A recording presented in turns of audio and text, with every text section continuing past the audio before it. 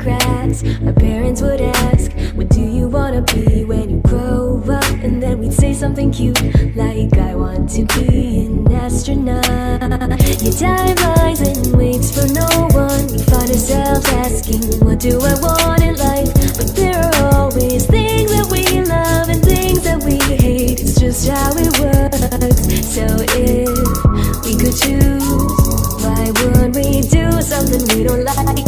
Instead, we should go and do the things we enjoy and like.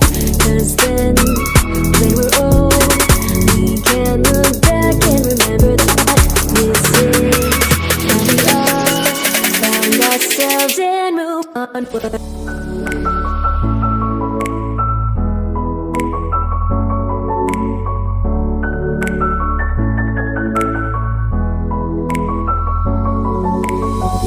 As seasons change, we grow in many ways, and there may be problems that arise, but we'll be just fine and okay, because we know